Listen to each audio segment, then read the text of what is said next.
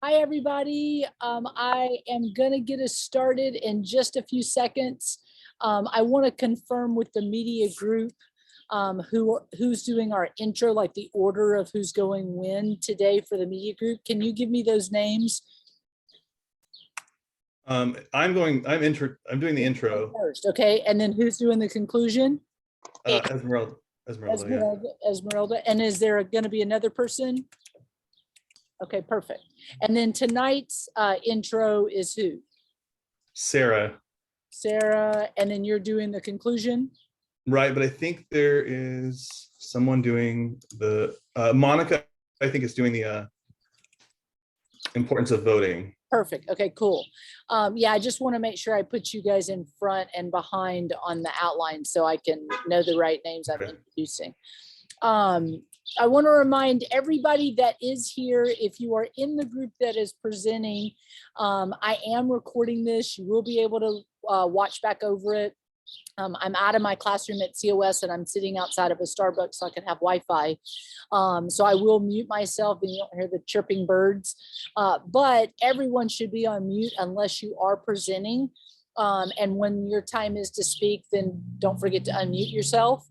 I will share this video at the end of tomorrow's presentation with the other 3 presentations that are going to be recorded. You'll have until Sunday night to watch those and give feedback starting on Monday. And so you'll have, at least a week and a half to kind of watch them and give your feedback. What I would suggest, if you do not have your name labeled in Zoom right now, please make sure that your name is labeled correctly. So that way, when you're speaking, people can easily write feedback if they're giving feedback to you as an individual speaker. The way that today will work is we heard from the Trump group on Monday night. Today we'll hear from the Obama group. And then after that, we'll hear from the MLK group today or this evening at 8:30 at the same Zoom link. If you watch it live, it does make it easier for you to get those critiques finished. If not, then you'll have to watch the recording of the critiques and kind of take notes and turn it in that way. Either way is fine. It's just really good to watch it live because that way it'll, you have the most quickest way to take notes while you're watching.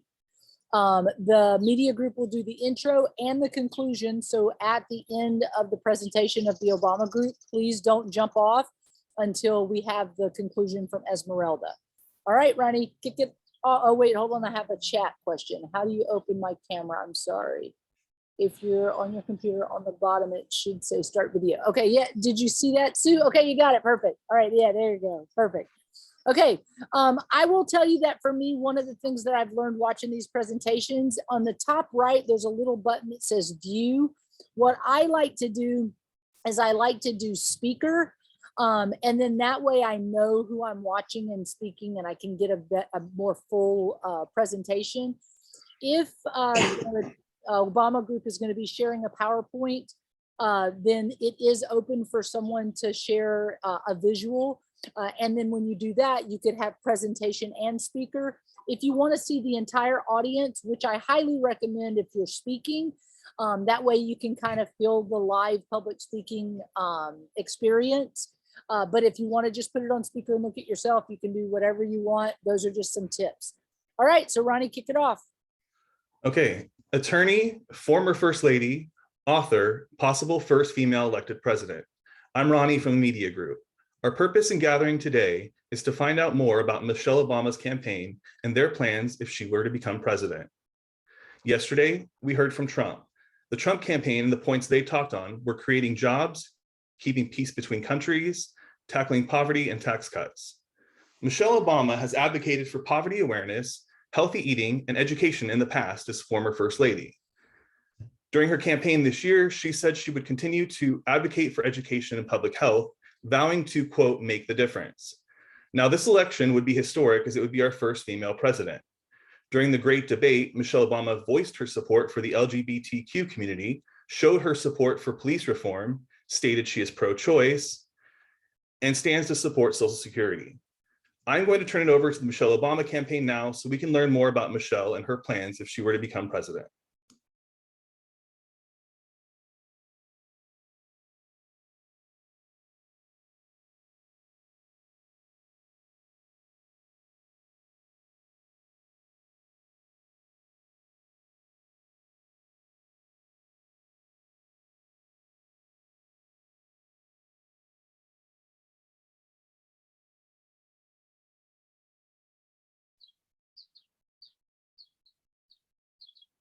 I'm not sure who's supposed to be starting for the Obama group, but whoever's doing your intro, this is your moment. Oh, sorry. See, we can make the difference. Our candidate, Michelle Obama, is the person that you should vote for. Our group will be going over her background, which will be given by Sue May, influences, which would be given by Andre, family contributions given by Layla, contributions to society given by Anita. Given by Nayeli. Candidate comparison part 1 given by Anita, and another candidate comparison given by Saul. See, each person has a story to tell. Michelle Obama came from and understands struggles. I'll be going over her childhood, schooling, siblings, and enduring. As a child, our candidate, Michelle Obama, did not have much. Her parents were a couple who would be considered around lower middle class. Her father was a person who was working, and her mother was a stay-at-home mom. And they lived in Chicago, Illinois. And while Michelle and her family lived there, their home was actually just a small apartment. Her father worked very hard to make sure that all of their bills and everything got paid. He was employed as a plumber, or specifically a pump operator, for the Chicago Water Department. Something Michelle Obama has learned and has applied in her life is that everything she receives in her lifetime comes from hard work. Her father's job was a labor-intense one, and Michelle's father actually dealt with multiple sclerosis, but despite the struggle of the use of crutches every day just to get to his work, he pushed through. By him sacrificing the days of pain his body would feel because of his medical condition, he was able to help Michelle Obama get a head start on her future. This was achieved because he saved money for her for many years, and he was the person who gave her the opportunity, even with the chances being slim, to attend a good college. Because of the life Michelle Obama lived, she learned that education and perseverance would help her to get to success. She has attended multiple universities, collected many degrees, and has even become a published writer. Her free time is used for charities and events she helps plan out. Schooling and education has become something she and her brother have always enjoyed. And because of the support from her family, her parents have shown and that she has shown that we can make a difference. Her brother, Craig Robinson, was an important person in making Michelle Obama who she is today. He, along with other family members, have been so supportive of all the things she's accomplished so far. Although Craig is not normally spoken of, he too has done remarkable things in his life. Michelle Obama and her brother are really close even now, and he continues to provide love and support to the things she does. Now you can see that Michelle Obama has had examples of people who have struggled yet succeeded in life. Her father was the first and greatest example of endurance. He gave all that he could for his 2 children, and because of that, they have grown into successful, humble people. This strong longing to become better with these life struggles have been passed down, and there is nothing that will stop Michelle Obama from achieving greatness.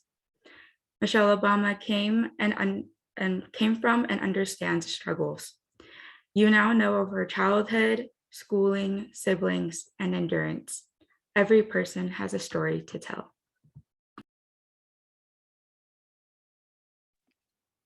Okay, so I'm gonna be talking about her influences, and one thing that really influenced her growing up is the way she was, how she grew up, like her upbringing. Like Sue May said, she grew up in Southside Chicago, and over there's like a lot of crime and poverty. So growing up, she got to see firsthand what it's like kind of living at the bottom, and that kind of helped her and inspired her to become great. And by her experiencing those things, she can understand what the lower level people go through, and it helped her want to be able to give back. She experienced it herself. So, you know, I'm not saying like a lot of other candidates, like at least for ours, I can say that she really went through it. So she's going to understand it on a different level than a lot of the other candidates. Both her parents influenced her a ton growing up. Like Sue May said, both her dad worked hard his whole life and he went through struggles and stuff. So seeing that firsthand, it really helped her become who she is. And they're both very supportive. So having two supportive parents, you know, it helped her and it comforted her in chasing and pursuing her dreams. And having her mom there, that helped her a lot too. It said they always encourage their daughter to be inquisitive, to work hard, and to be herself. So with a support system like that, you know, it's going to be a heavy influence on, you know, wanting to do better and to inspire other people and to help and give back. It also said they were a close-knit family, typically sharing meals, reading, and playing games together. So you have that sense of family, and with that sense of family, it's going to influence you and kind of make you want to do the same and give back. So she experienced, you know, family growing up, and, you know, family is family. You love family, and she wants to kind of let that influence her and influence others at the same time. One of her big things that, you know, in my opinion, that she focuses on is kids, younger kids and generation. You know, she would influence young people and kids. Her quote in her last speech as First Lady, something from it was, "I want our young people to know that they matter, that they belong. So don't be afraid. You hear me, young people? Don't be afraid. Be focused, be determined, be hopeful, be empowered. Empower yourself with a good education. Then get out there and use that education to build a country worth boundless promise. And then lead by example with hope, never fear." So right there, she really wants to influence the younger generation, and she believes in the younger generation. And at the same time, she wants that younger generation to use their education to their power. She wants them to be able to make a change through education. And she knows that the younger crowd that's going to be the future in 10, 20, 30 years. It's going to be the young kids now. And our slogan is, "We can make a difference." And that's what Michelle is all about. And she wants to really, you know, have the younger kids brought up and be the change in the future. And then one quote I found by Michelle that I really liked is, "There's grace in willing to know and hear others." And in my opinion, that describes Michelle. Like, she's very caring and outgoing and understanding, and she takes the time to get to know each and every person that she comes across. So I thought that was a really cool quote. But yeah.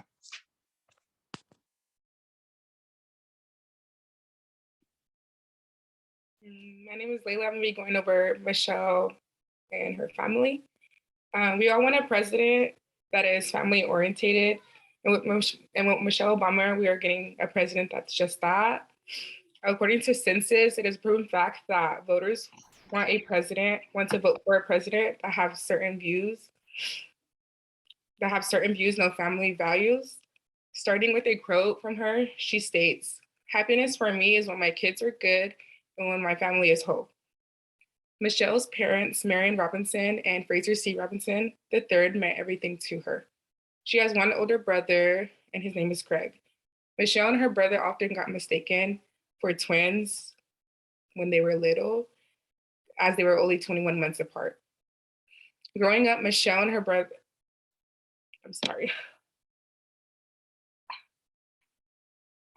growing up, her whole family grew up on the south side of Chicago. Michelle and her brother Craig shared quarters, sleeping in the living room together. Michelle also states that she did not realize her family was poor, and that when you live in a house full of love, music, and laughter, you feel like you're rich. Ms. Obama describes her family as a close-knit family, typically sharing meals, reading, playing games together. Michelle and her brother Craig were both gifted educationally at a young age, as they both learned to read at the age of 4, and they were both skipped the 6th grade. I'm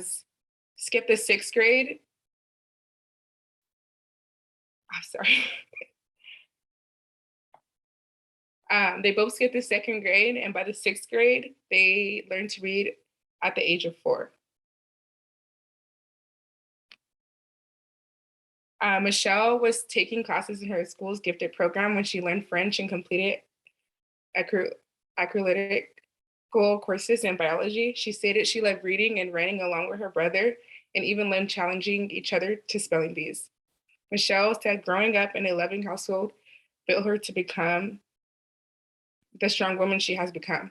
When she grew up in a loving household, not all women are so fortunate to be surrounded by the kind of men she was. Obama said that she holds the men in her life. She holds the men in her life to the standards set by her father. She also explains that when she met Obama, her bar was set high and that it was the job of the men in her life to make her feel loved. She met Obama while practicing law at the Sidney Austin in Chicago. She then married former President Barack Obama at Trinity United Church of Christ on October 3rd, 1992. Michelle actually refused to date Obama, as first believing that their work relationship would make the romance improper, but soon fell in love. Barack proposed after 2 years of dating. After years of Michelle and Obama being engaged, they then got pregnant with 2 daughters, who were 3 years apart. Michelle revealed how she was raising 2 children in an honest and open household, especially when it came to their bodies. She wanted her children to know that she could always count on her for anything and everything, and they could always go to her for personal questions. Michelle opened up about her family in a podcast and stated that she loves spending quality time with them. While it could be challenging raising 2 daughters publicly in the White House, they still managed to try to live their normal daily lives. She used this quote. She stated that she loves her daughters more than anything in the world, more than life itself. And while that may not be the first thing some folks want to hear from an Ivy League educated lawyer, it is truly who she is. So for her, being a mom in chief will always be the #1 job. So with that being said, Michelle is the family-oriented president we need and who we would love to have.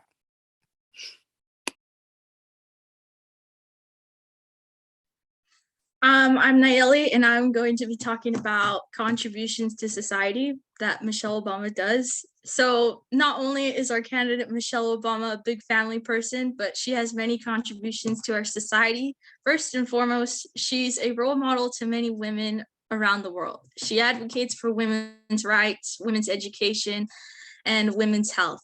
About 62 million girls do not currently have access to education. So in response, she launched the Let's Girl, Let's Learn initiative, which specifically targets young women and addresses a range of challenges that prevent adolescent girls from obtaining quality education. It is a US government worldwide initiative to help girls around the world go to school and stay in school. It invests in expanding education opportunities and continuing existing programs in education. Michelle Obama states, "I see myself in these girls, in their ambition and their determination to rise above their circumstances." She really is such a role model for these women, just like everybody stated. She knows like the struggles that go on and what she's been through, and she wants to provide these opportunities so women don't go through the same thing. This also increased women's access to STEM and related careers. So not only is she this great women's role model, but she's brought much attention to childhood obesity. According to a magazine, Michelle Obama stated, "I want to leave something behind that we can say, because of this, that this person spent here, this thing has changed. And my hope is that it is going to be in the area of childhood obesity." Michelle Obama launched the Let's Move program, which is aimed to end childhood obesity. This program provides more nutritious foods in our school, bring healthy and affordable food into our communities, plant vegetable gardens all across America, and provide opportunities for children to be more physically active. This also improved food labeling, so you guys know exactly what is in your food. She's also very patriotic. and a big supporter for veterans and military families. Michelle Obama and Dr. Jill Biden both launched Joining Forces, which is a program to provide support and resources for veterans and their military families. The support provided would include wellness, education, employment opportunities, and tools for them to succeed throughout their lives.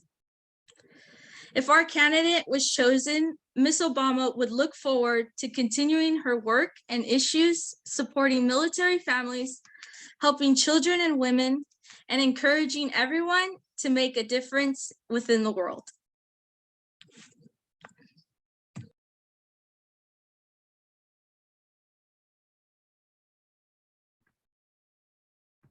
Hi, I'm Anita. I'm going to be comparing candidate Michelle Obama to Kamala Harris. Success is not about how much money you make. It is about the differences you make in people's lives. Quote by Michelle Obama. Michelle Obama is an intelligent, strong, classy woman. While she was First Lady, she accomplished many things while her husband was in term. As soon as she arrived to the White House, she had a garden placed in the South Lawn. She started sharing her knowledge to help busy parents, their children, and eat healthy. Obama created the Let's Move program. She then went even further than the White House walls and improved the school lunch standards. She created the Healthy, Hunger-Free Kids Act. The Healthy, Hunger-Free Kids Act requires schools to offer healthier school lunches and snacks. No one has updated nutrition standards in the schools in over 15 years. Obama took a step further and announced during the Partnership for Healthier America that the FDA, which stands for the Food, Drug, and Administration, updated their nutrition labels to help families get information they need to make healthier eating decisions. Kamala Harris in her first year has not accomplished much other than being the first woman vice president of the United States. Not saying that that's not an accomplishment, the title and not doing anything about it is not really achieving anything at all. She has worked with President Biden to help reduce children poverty, but no change made a difference like the ones Obama. In 2011, with the help of Jill Biden, Michelle Obama created Joining Forces, which is a program that helps service members, veterans, and their families get an education and employment. Kamala Harris also believes that veterans deserve much more. While in the Senate, she pushed for the veterans to get full advantage of their GI benefits and for their children to be eligible to use their parents' unused benefits. But it is most likely that her promise isn't going to be accomplished till the end of her first term, if she keeps her promises. Right now, Harris's approval voting rating is currently at 28%, which makes her one of the least popular vice presidents in history. Michelle Obama once said, "Don't be afraid, be focused, be determined, be hopeful, be empowered." And that is what Michelle Obama truly represents. She is focused and determined to make a difference in our country. Vote for Michelle Obama as our next and first woman president of the United States. Just checking, does my mic work? Hi, I'm Saul. I'll be comparing Donald Trump to our candidate, Michelle Obama. Comparing two different presidential candidates, there is bound to be differences. They all have their own critique of how to help strengthen our nation. Their own vision makes them see a straight line more like tunnel vision.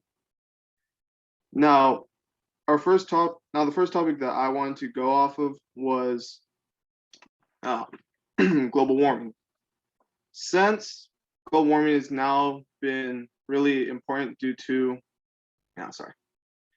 global warming is very important because it's now and we're trying to do the best that we can.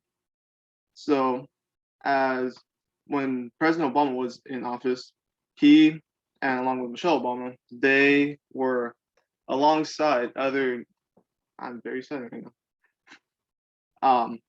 Them and 995 different countries came together and signed a document called the Paris Agreement, which is a global framework to help avoid dangerous climate change by limiting the global warming well below 2 Celsius and pursuing efforts to limit it to 1.5 Celsius. Michelle Obama tried to help in the little way that she could as vice president. She consisted in making more gardens which do not emit as much greenhouse gases, which is a significant effort because it tells everyone that it can make a massive change. Now, if they do this, and as I said before, in schools, if they happen to make more gardens, they have more healthier alternatives to provide in schools, which will help the kids become healthier. Now, when it comes to Donald Trump, he decided to leave the Paris Agreement on July 1st, 2017. He did not let the US be in the agreement for not even a year. The reason that Donald Trump withdrew was, I quote, even if the Paris Agreement were implemented in full, the total compliance from all nations, it estimates to only produce a 0.2 degree, a tiny, tiny amount. Even though it could have been a tiny amount, it could still make a difference. Even though there's so much time, any little thing that we do right now can make an impact in our future. Another instance where I would like to compare the two will be on immigration. This is a very sore subject for a lot of people, but it's happening. Michelle Obama has said it's time to fix our broken immigration system. For her, there's a lot of key aspects to what she'll want to do. For instance, she was saying that she would like to deport felons and not families. She wants to help the country come in. She would like to help people come into the country in the best way possible and let people experience the American dream. With that said, she would like to expedite the way to sorry, I'm getting technical difficulties over here. There are different. She wants to help prolong the immigration process by helping it succeed a lot faster than it taking so many years to complete. But for Donald Trump, he decided how his idea was to deal with immigration was to build a wall. The wall costs close to $11 billion, or roughly around $34 per person in the US. And that is $20 million per mile of construction. Not only is it insignificant, but it's also create a blockade for the environment around it. This has really affected people in themselves, but also many things around them. This has really gotten out of hand. That's it. So I would say that voting for Michelle Obama would be a lot more exciting, and you will see a lot more outcome than would for re-electing Donald Trump.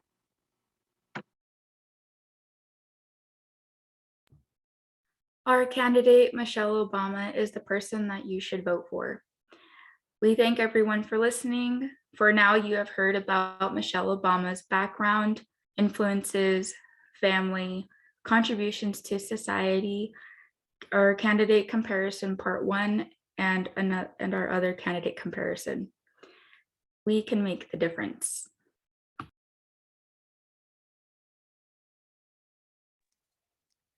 We just heard from one of the most influenced women of America, First Lady, possible first female president. Will Michelle Obama make history in becoming the first woman president? Ms. Obama has invested in education programs and believes the younger generation will make a difference in the future. She also contributes in women's rights and Let's Move program for children to be more active. And yesterday we heard from former President Donald Trump, and we will be hearing from Martin Luther King Jr. later on today. So stay tuned and listen to our last candidate to be able to consider who the best candidate will be to become our next president. Don't forget to cast your vote and let your voice be heard. Okay, great job, everybody. I will share this video sometime after tomorrow's presentations. Don't forget, we have one more tonight from 8:30 to 9. They're running about 30 minutes in length. Again, I would encourage people to come to the live one because it's easier just to take notes on your computer and then you can just copy and paste whenever I post that assignment. But if you don't do that, then you can watch these videos and submit those critiques next week. Any questions before we take off? All right, go have a good day. Good job.